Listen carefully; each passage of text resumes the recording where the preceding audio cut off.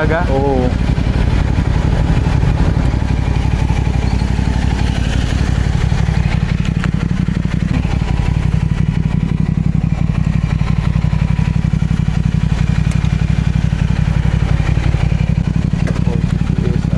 BMW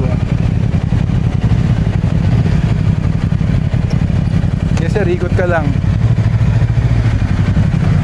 Test ride ni sir. Yan. Honda Rebel 500. Swap sa 450 SR na naka-swing arm. 2024. Mileage ay 3,600.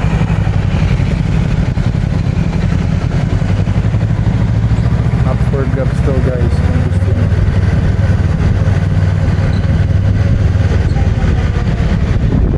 Mas bagay sa'yo, sir.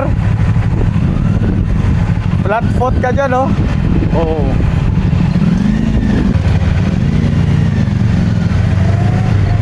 Dito naman ako.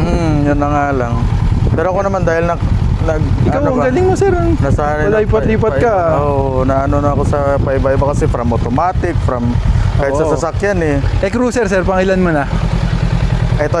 Oo, cruiser First time, sir. First time ko nga lang kanina sobrang na-enjoy ko lang din kanina. Sabi ko, sir, saya-saya ko. Sabi ko, salamat nakaranas din ng magmotor sa expressway. Ito sir, grabe naman to sa relax. Oo, talaga. Yun ang ano ko dito. Sir, Kasi parang problemado ko sa bibili ako muntik na. Alam ko anong bibili ko sapatos, ganyan bakatas para problema sir, pag malakas tapatos mo, tatapilo ka pa doon. paano ka magkakambyo na kung makapal na masyado?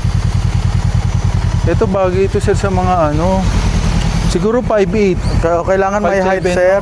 Ano height mo, sir? 5'8". 5'8 ka? Oh, mababang. Ito confident ka dito sir. Mo right. Paano, sir? Sikasuhin ko na agad yung ano, okay ba sa'yo? Oo naman sir. Nag-ride siya. Hindi, para sa akin na talaga yan, sir. May budget naman eh. Kasi sabi ko nga sa'yo, dapat nga ngayon, dumiretso na ako doon nga. Diba? Nahilo-hilo na nga ako maghanap sa Facebook eh. Swap, Wala, sir. Honda Rebel, swap. Hindi ko na, wala nakikip. Wala. Slide. Hindi naman. Wala na, pag na-slide ko, hindi ko na natupad to. Oo. Huwag mo nang ano yun, sir.